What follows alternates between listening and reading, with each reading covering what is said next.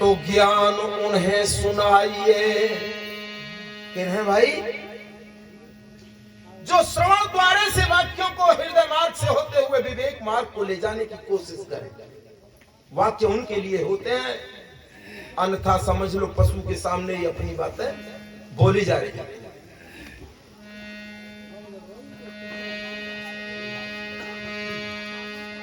ज्ञान उन्हें सुनाइए जो सुनकर करें विचार, नहीं तो सूरदास की स्त्री किसको करे श्रृंगार। अंधे व्यक्ति की पत्नी अगर खूब श्रृंगार बना ले और उसके आगे पीछे खूब डोले, अंधे के लिए कुछ है क्या? ठीक इसी प्रकार वाक्य अगर आपने इस कान से और इधर को निकाल दिए तो क्या शब्द है? मनुष्य देखने मात्र दिख रहा है, वो है तो पशु ही, क्योंकि गुण तो पशु का ही, परिचय तो पशु का ही दे रहा है। प्रेमियों, ध्यान करना होगा, विचार करना होगा।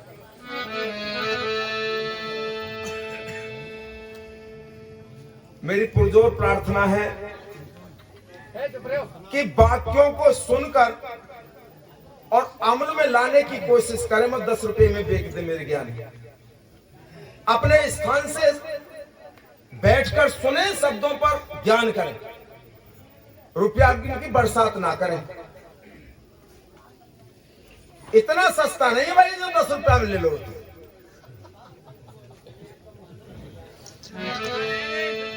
बिना साधु गुरु निर्णय नहीं कोई बाता।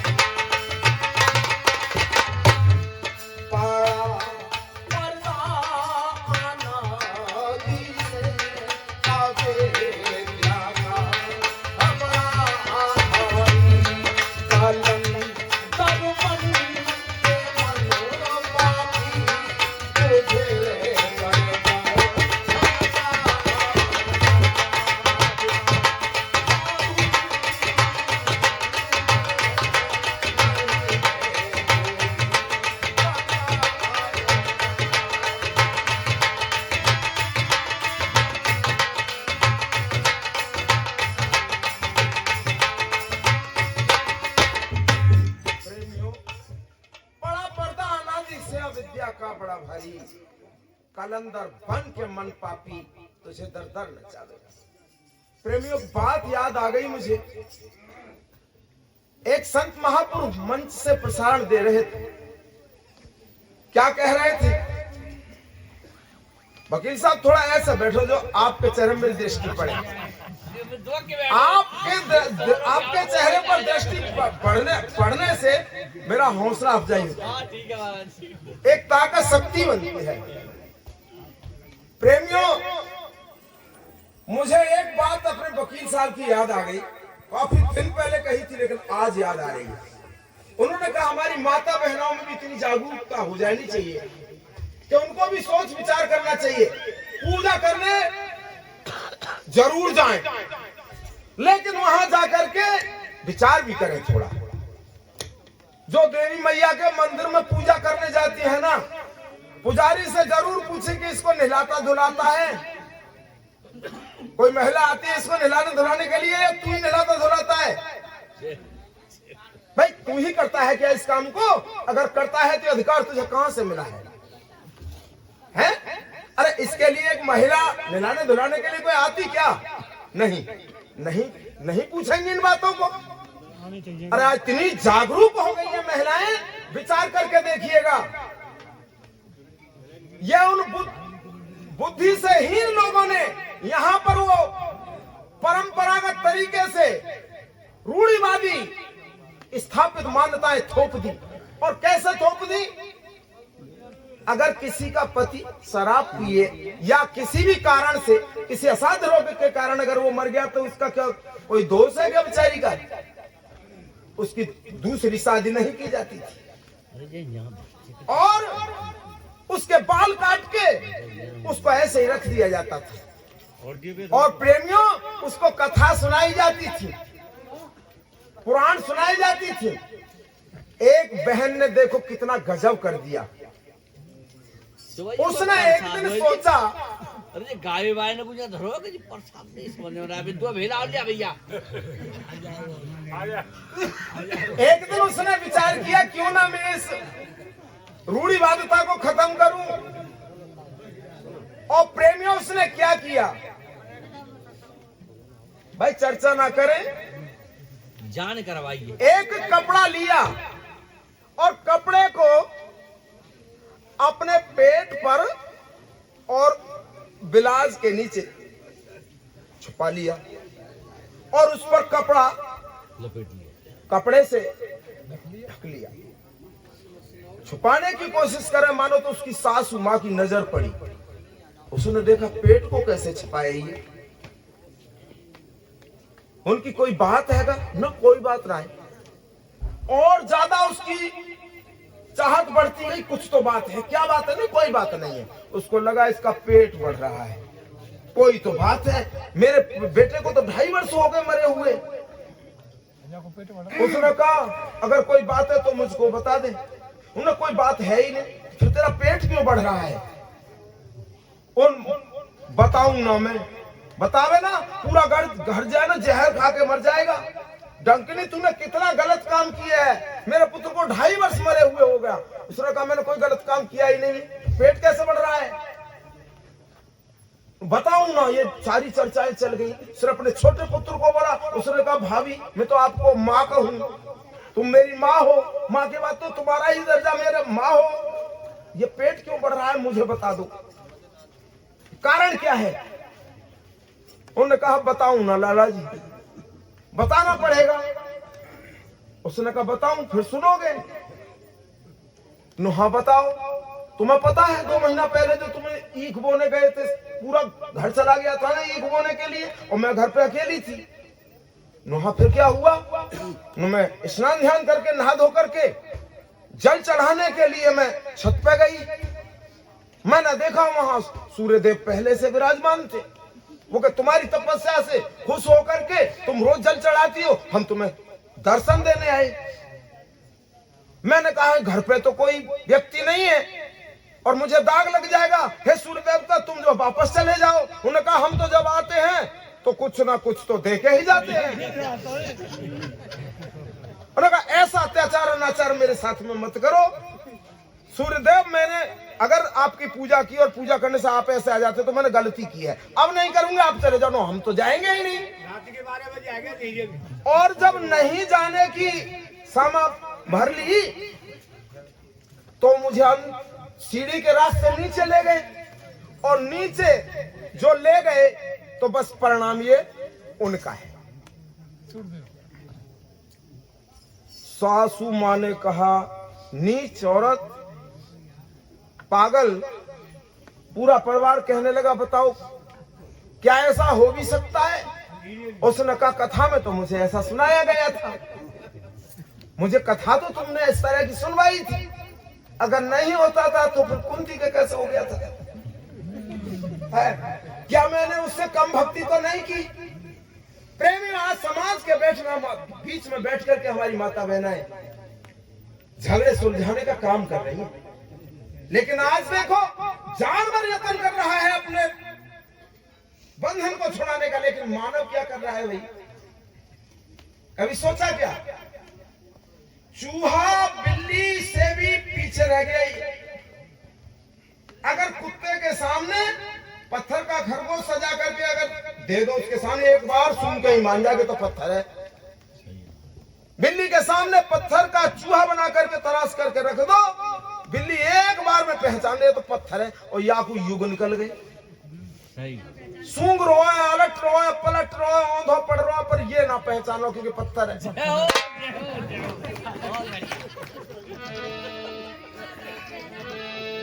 बिना साधु गुरु निर्णय नहीं कोई।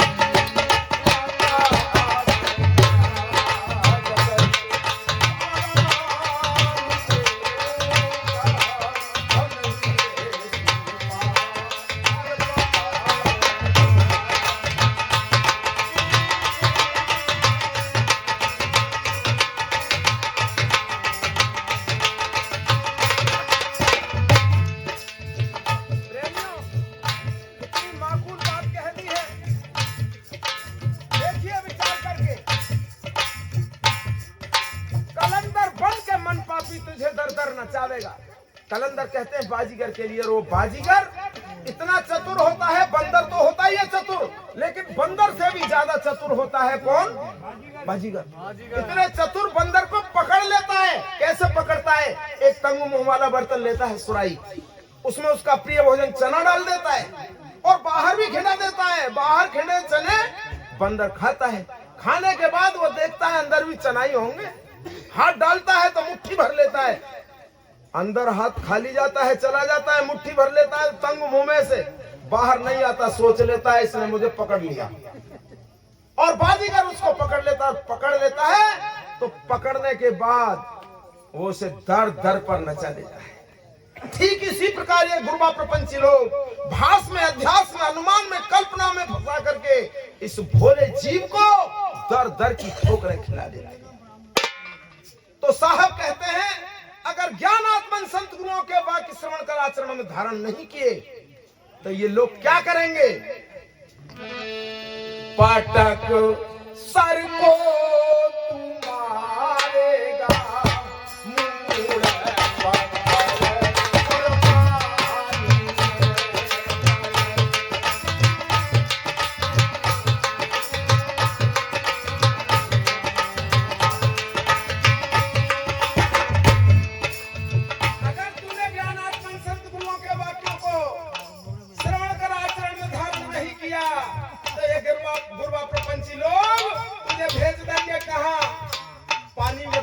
के लिए कहां भेजेंगे? गंगा नहाने के लिए। पानी में भटक भटक करके देख लो, अरे वो गंगा ना जाने तुमको कि तुम मेरा भक्त है, अगर जानती तो भक्त ही डूब करके मरे। अब तक जो नहीं गया उसके घर डुबा करके मारने के लिए गंगा आ गई हो तो मुझे बता देना। नहीं आई महाराज जी। जो मरे भक्त ही जा करके मरे और डूब डूब के आज भी मर रहे हैं। तुम मरना छोड़ दो भाई।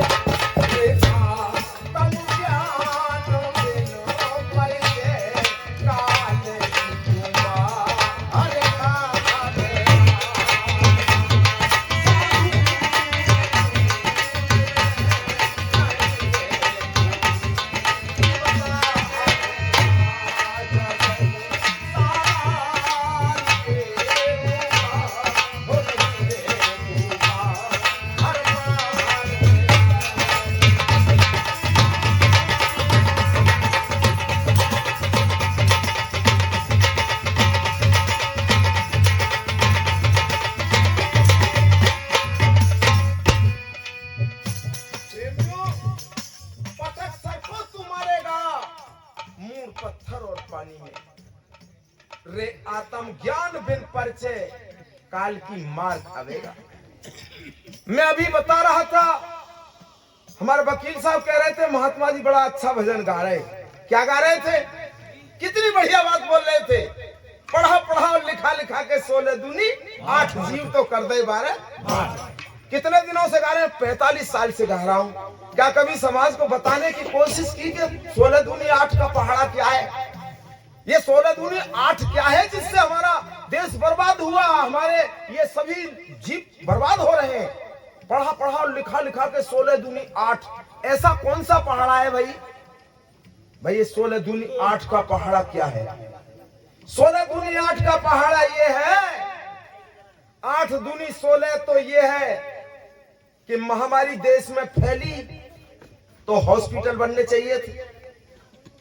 ये 8 दूनी 16 है, लेकिन थारी बेला बजवाएंगे ये 16 दूनी 8। क्या बात है, जय हो महाराज। भाई इसलिए ये पहाड़ आज से नहीं, तुम्हें कई जन्मांतरों से पढ़ाए गए हैं। मैंने भी पढ़ा है, राजस्व विभाग की पुस्तकों के द्वारा पढ़ा। क्या पढ़ा? 16 दूनी 8 पढ़ा। मैंने क्या पढ़ा? दुनिया ने पढ़ा। क्योंकि 26 जनवरी 1950 को संविधान लागू तो हो गया था, लेकिन कानून व्यवस्था में लागू हो नहीं पा रहा था। मैंने भी पढ़ा तो क्या पढ़ा? प्रजा परेशान थी, बरसात हो नहीं रही थी। वकील साहब, बरसात हो नहीं रही थी तो भूमि में अन्न कैसे होता? जब अन्न नहीं होता तो प्रजा भूखी मरती। अपनी समस्या लेकर के राजा के पास प्रजा गई। राजन, बरसात हो नहीं रही है, तो राजा का फर्ज बनता था नहर निकलवाए, कुआ बावरी बनवाए, नल लगवाए, कोई तो व्यवस्था करे। राजा तो राजा है, लेकिन उसने अपना विवेक बल नहीं लगाया और किनको? हमें पंडित जी को बुलाया, पत्रा लेके आओ, पत्रा लेके आओ पंडित जी, ये बताओ कि इस समस्या का निदान क्या है? पंडित जी ने कहा निदान तो सही है, राजा और रानी मिलके सोने को हल चलाओ, न फिर हमें दान कर दो।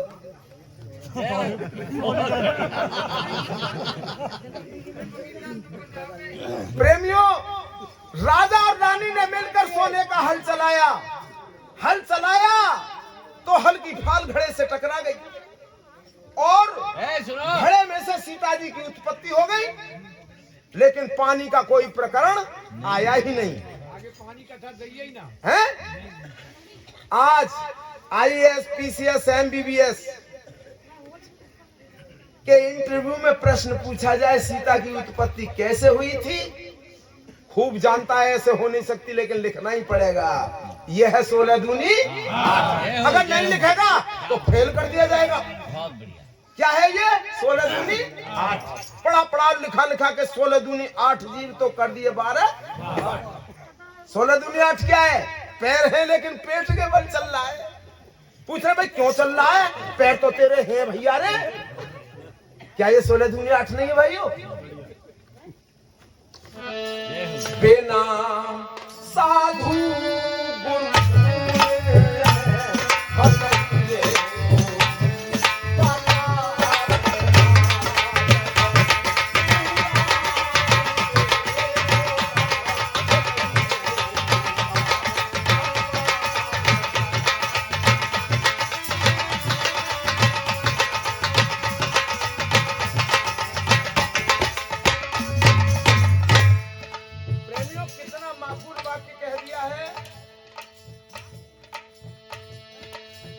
यानी देखो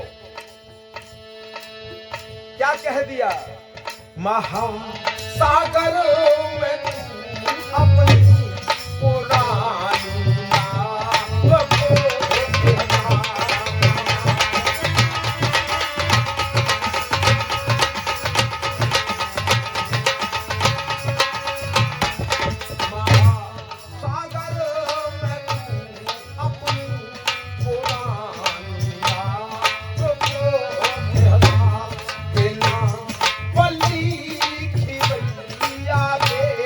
I'm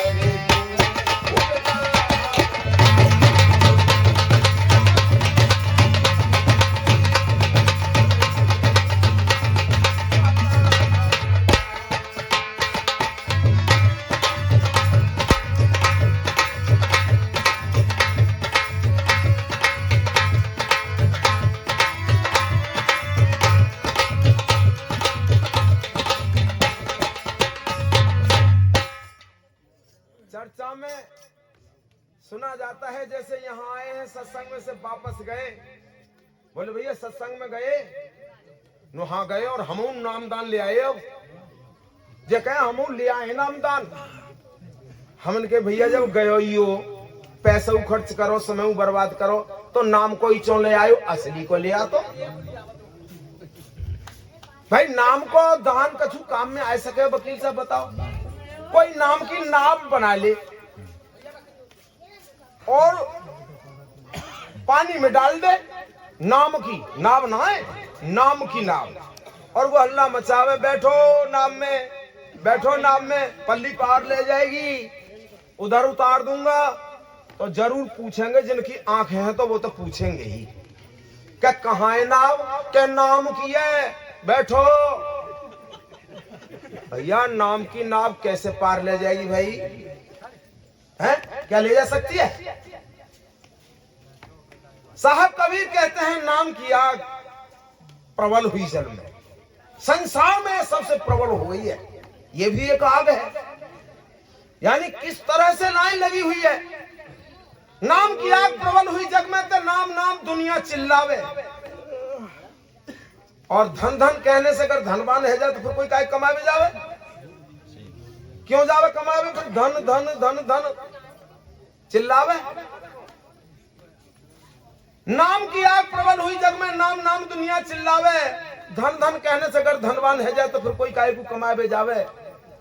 और भोजन कहने से अगर पेट भर जाए तो फिर कोई काय को भोजन बनावे। भाई नाम का जाप करने से, राम राम राम राम कहने से राम मिल जाता है, तो ये मेरा वादा है आज से इस जाप को बंद कर दो, क्योंकि ये काम में ही नहीं आएगा। अगर 2 रुपया टिकट खरीदने में कम पड़ गए ना, दिल्ली जाना है और स्टेशन मास्टर ने कहा 2 रुपया कम है बाबूजी, टिकट ना आवेगी। मान के 10 साल से भजन कर रहा हूँ, राम को जाप कर रहा हूँ, 2 रुपया वहां में काट लो, कैसे पागल को बाहर निकालो और अन्य ले लो टिकट। चले आयो तो क्या काम में आया भाई? ये नहीं आएगा और न आया है। महापुरुषों ने यह शोधन किया, विचार किया, देखा इसको बहकाया जा रहा है, कैसी कैसी बातें बनाई जा रही हैं। क्या कहा जा रहा है, फल की तो इच्छा ही मत करो, क्या करो, कर्म करे जाओ, फिर फल कब मिलेगा, वो स्वर्ग में मिलेगा, कालांतर में मिलेगा, अगले जन्म में मिलेगा।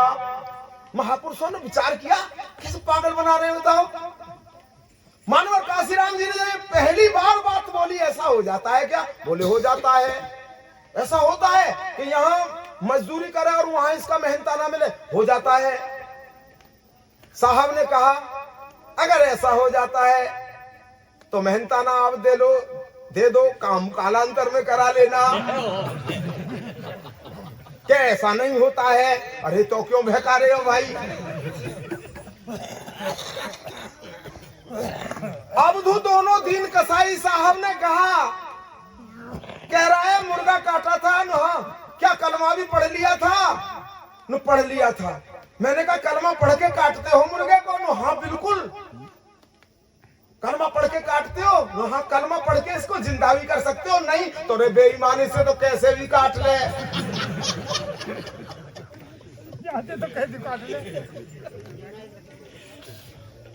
प्रेमी इतना पागल बना दिया गया, यानी जीव को इतना अंधा कर दिया गया, आंख होते हुए देख नहीं रहा है। प्रेमियों कितना माकूल बात कह दी है साहब ने।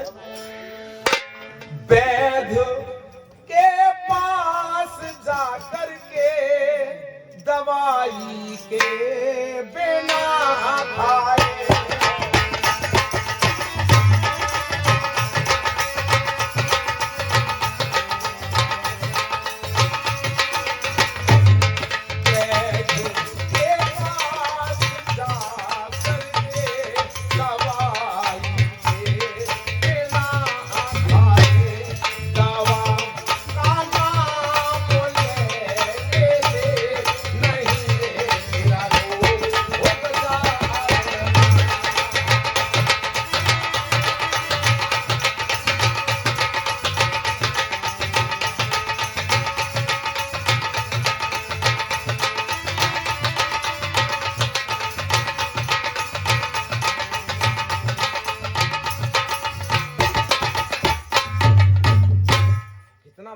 वाक्य कह दिया। वैद्य के पास जाकर के रोगी अगर वैद्य के पास चला जाए और दवाई ले भी आए और हाथ पर रख ले और दवा दवा दवा दवा दवा दवा दवा दवा खूब चिल्लावे, रोग चला जाएगा क्या? दवा तो खानी पड़ेगी ना। ठीक इसी तरह से इसको बना दिया। सड़क के किनारे बोर्ड लगा हुआ है, लिखा हुआ है दिल्ली 100 किलोमीटर चले तो है ना दिल्ली की तरफ, और वह पत्थर के पास बैठ के नहा धो के तिलक लगा के दिल्ली दिल्ली दिल्ली दिल्ली पूरा जीवन चलता रहे, दिल्ली पहुंच जाएगा। भाई ये क्या बवाल है भाई? इसको निर्णय मार्ग पर लाना पड़ेगा, नहीं लाना पड़ेगा? बिना साधु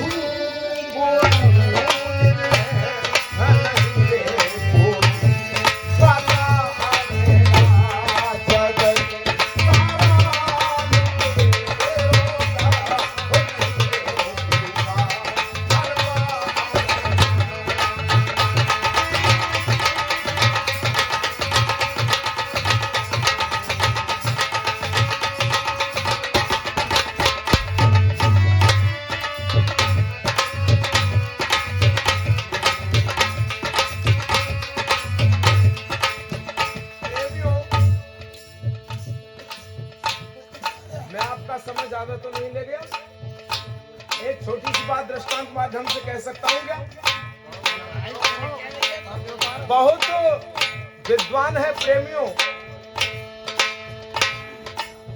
ठीक इसी प्रकार संत सम्राट सतगुरु कबीर साहब के वाक्यों को श्रवण करते रहे और इनको आचरण में धारण नहीं किया तो तुम्हारा क्या हाल होगा? प्रेमियों, एक चोर चोरी किया करता था थोड़ा बोल लिया और नित्य प्रतिदिन वो चोरी ऐसी वस्तुओं की किया करता था कि उनकी कीमत जानता था। जैसे भैंस की चोरी की तो जानता था 50 रुपए की बिक जाएगी, गाय की चोरी की उस समय पे ऐसी बिकती थी। मान लो कटरा की चोरी कर ली तो 20 रुपया को बिक जाएगा, चोरी करके बेच दिया करता था। एक दिन क्या हुआ प्रेमियों कि वो किस नंबरदार साहूकार के घेर में घुस गया लोहरे में, और वहां उसने इधर उधर देखा, बड़ी भैंस भी बड़ी अच्छी दुधारू नस्ल की थी, बैल भी बड़े अच्छे थे, लेकिन वहां एक अलग चीज थी। क्या? उस साहूकार के सवारी करने की घोड़ी। उसने कहा ये हमने कभी चोरी नहीं की, आज इसकी चोरी करके देखें। उस घोड़ी की चोरी कर लाया, सवार होकर के और पेठ बाजार में जाकर के खड़ी कर दी प्रेमियों। तो जो घोड़ी के ग्राहक थे उसकी वैल्यू समझते थे, लोग आए, भाई घोड़ी बड़ी चालबंद है, नस्ल की घोड़ी है। ने कहा घोड़ी किसकी है? ने कहा हमारी है। तुम्हारी है? हाँ, बेचने लाए और पूरा खवा भी लाए पेट में तो बेचने कोई तो लाएंगे, तो फिर कीमत बताओ, इसकी कीमत बताओ। अब कीमत कैसे बताओ? घोड़ी को बुआ ने बेची ना, वकील साहब मान गई। ऐसा करो आप ही बता दो। मान की भाई ये अच्छा विक्रेता है। अरे तुम्हारा माल तुम बताओ। नहीं, अगर भर के कीमत लगा दोगे ना तो हम तो दे देंगे। उसने कहा मान लो हम तुम्हारी घोड़ी की कीमत 5000 रुपया दें तो दे दोगे? 50-40 के पोहे बेचे 5000 मान की, या को मतलब ज्यादा ही कीमत तो होगी घोड़ी। मान की तुम ना ले पाओगे। अरे ले क्यों ना पाओगे? कीमत बताओ ना, तुम ले ही ना पाओगे। वो चला गया। दूसरा ग्राहक आया, उसने कहा भैया घोड़ी बिक रही है? हाँ बिक रही है। क्या मांग रखा है? मांगे कैसे? उससे भी बोल दिया आप ही बता दो। मान के ऐसी बात करते हो? मान तुम्हारी घोड़ी कीमत हमने 10,000 रुपए देऊ दही। 10,000 तो दे दोगे घोड़िया? मान की भाई घोड़ी तो ज्यादा ही। अरे तुम ना ले पाओगे, कीमत नजदीक लगाओ कम से कम। जाओ। वो भी चला गया। शाम तक घोड़ी की कीमत वकील साहब 50,000 रुपए पहुंच गई, और 50,000 कीमत घोड़ी की लीगल थी, जायज थी। उसने उसको भी नहीं दी। फिर क्या था? उसी का भैया बिरादरी और नारियल का हुक्का रहे, मिट्टी की चिलम, तमाकू आग तेज करके और लेकर नहीं आ रहा है। है घोड़ी कौन की है? हमारी आन की हमारी है। बिक रही है ना? हाँ बिक रही है। उससे भी ऐसे ही कह दिया। न कहा फिर कीमत बताओ। अरे आप ही बता दो। अरे हम क्या बता दें? क्यों? हम तो मोहमा की कीमत दे देंगे इसकी। न फिर क्या बात है? बस चाल देखेंगे। वान की तो फिर का देख लो। बांध के लियो हमारे यहाँ, लियो हमारी यहाँ चिलो में हुक्का है, थामो। कौन है वो हुक्का? नारियल को हुक्का मिट्टी की चिलम वाके हाथ में दे दे, बाने लगाम घोड़ी वाके हाथ में थमा दे। वो सवार है के घोड़ी पे। अब जब वो ले जा रो थोड़ी दूर तक पहुंचो तो हुक्का माऊ नजर मारी। अरे वान की तो दही का गए हो रे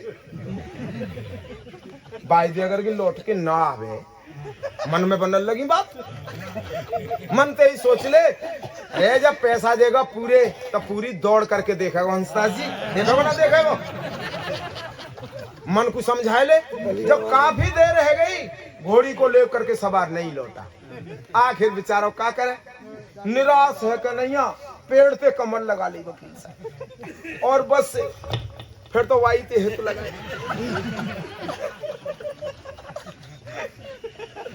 कोई हिल्लो हिसाब ना आई ना रही आई। बस तो अब तो धुएं के छल्ला बना रहा बेचारा। जो 50,000 लगा के गयो का वो आएगो। वान की भैया हाँ घोड़ी बिक गई का? जब वहां ना दिखाई दे तो बोलो बे बे का बात है? बे अरे पूरी बोल बिक गई। बिक गई? अरे कितने की बिक गई? बोलो जितने जी जी कहा जितने की आई काई उतने की बिक गई। अरे जितने की आई काई उतने की बिक गई। नोहा तुम्हें कछु ना बचो बच गो है का हुक्का। अरे भाई अगर ज्ञानात्मन संत गुरुओं के वाक्यों को श्रवण कर आचरण में धारण नहीं किया तो ध्यान रहे प्रेमियों हुक्का ही रह जाएगा तुम्हारे हाथ में। ज्ञान आत्मन संत गुरुओं के वाक्यों में वो कसक होती है और मरम होता है। युग युगांतरों के से लगी हुई जंग को छुड़ाने का काम करता है, दिशा देता है। और आपने इसको हंस के ही निकाल दिया तो उसी की तरह रह जाएगी क्या? चिलम और बिना साधु गुरु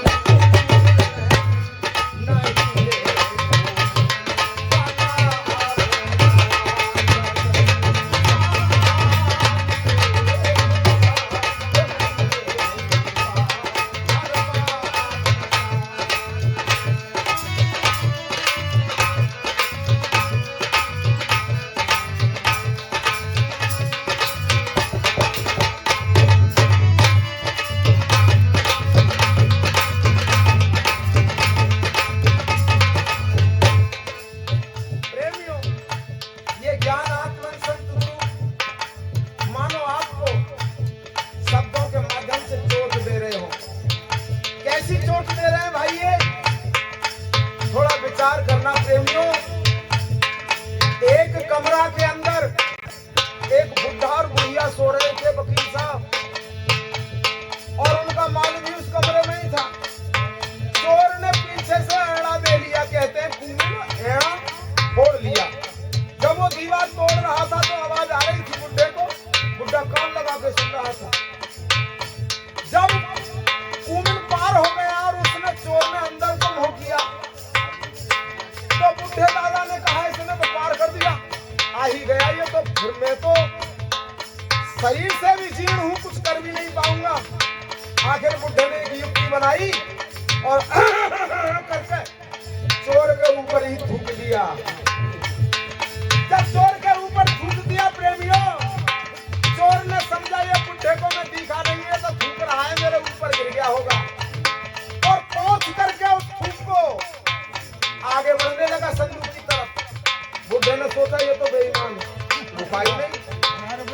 संदूक की तरफ जब बढ़ने लगा तो उसने फिर उसके ऊपर थूक दिया, और थूक दिया उसने कहा ऐसा तुक्का लगता है मेरे ऊपर थूक पड़ता है, और संदूक तक पहुंच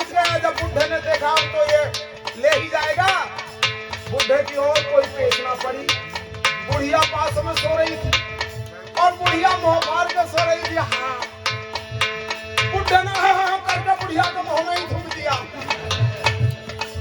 जब बुढ़िया के मुंह में थूक दिया, बुढ़िया कहने लगी, बूढ़े तुझे शर्म नहीं आई?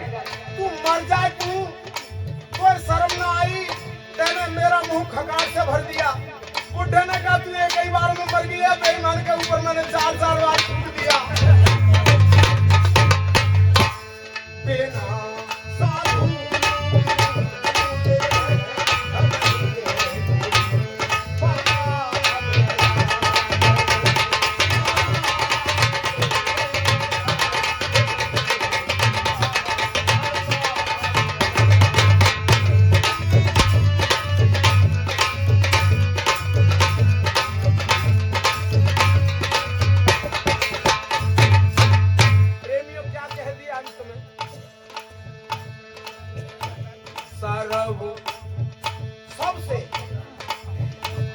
सर्व ऊपर है पद तेरा। क्यों है तेरा पद सबसे ऊपर भाई? अरे पशु पक्षी और कीट पतंगे सब अधीन तुम्हारे हैं, और सदकर्मों का भोग नहीं जैसे भोगत भोग बिचारे। इन सभी से तेरा ऊपर पद है। और क्यों है रे? सर्व ऊपर है पद तेरा, परख दे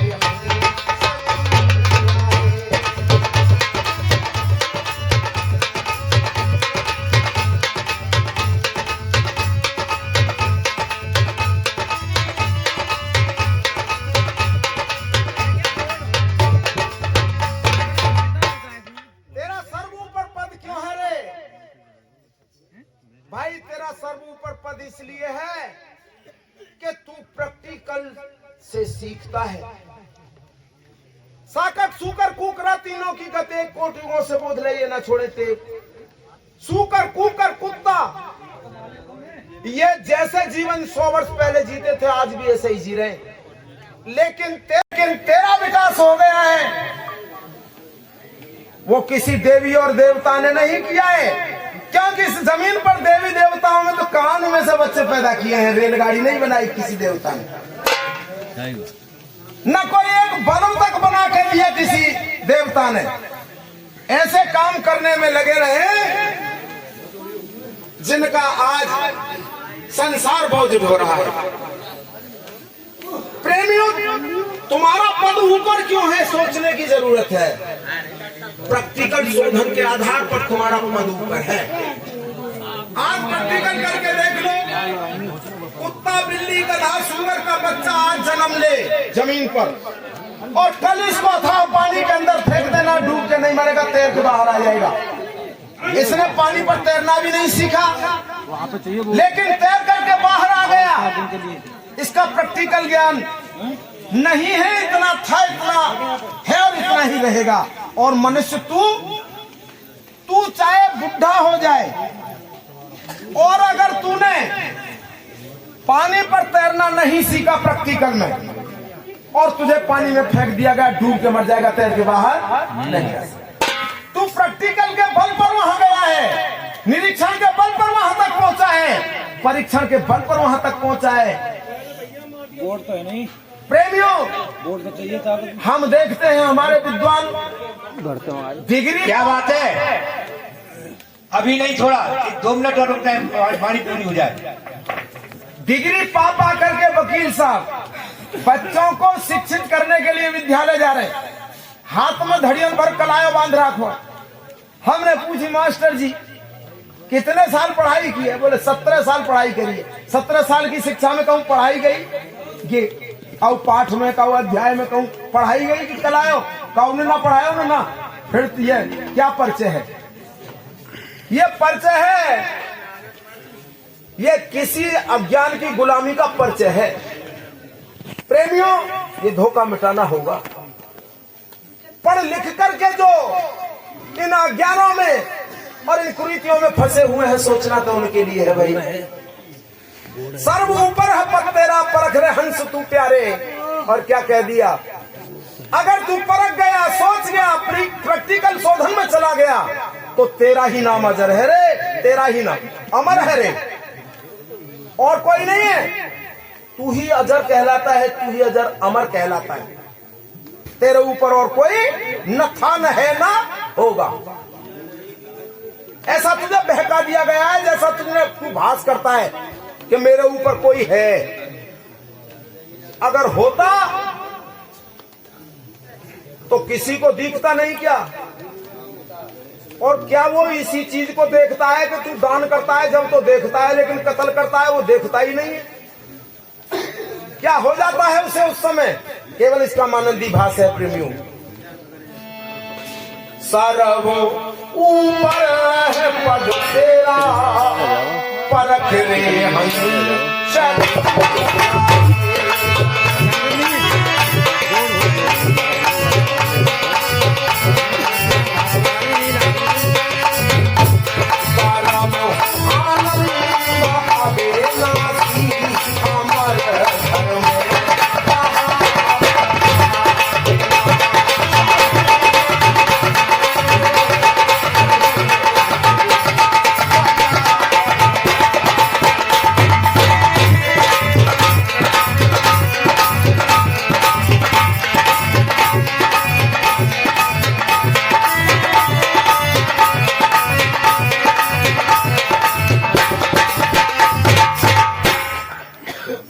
प्रेमियों, मैं अपनी वाणी को विराम करूंगा।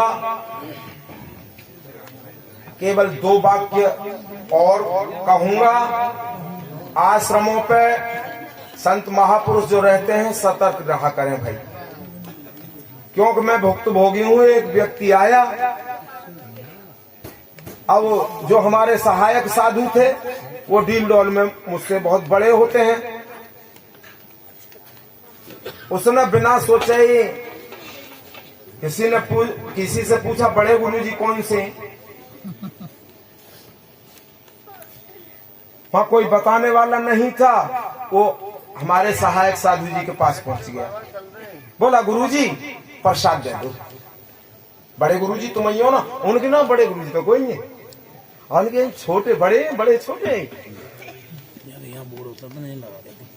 और जाकर के कहने लगे प्रसाद दे दो। मैंने कि अमरदास जी प्रसाद दे दो इन्हें। उन्होंने मुट्ठी भर के बतासे की और दे दी। बोले हैं प्रसाद दे दो गुरु जी। अरे मैंने की गोला तोड़ के दे दो इन्हें। गोला भी तोड़ के दे है गुरु जी प्रसाद। भैया कौन सा प्रसाद है? बोलो वो नंबर मैंने की लिख 999 798 44 31। ऐसा नंबर ना गुरु जी। तो भाई सतर्क रहें, अलर्ट रहें। बहुत बढ़िया। बोलो सतगुरु महाराज की जय, बोलो संत समाज की जय।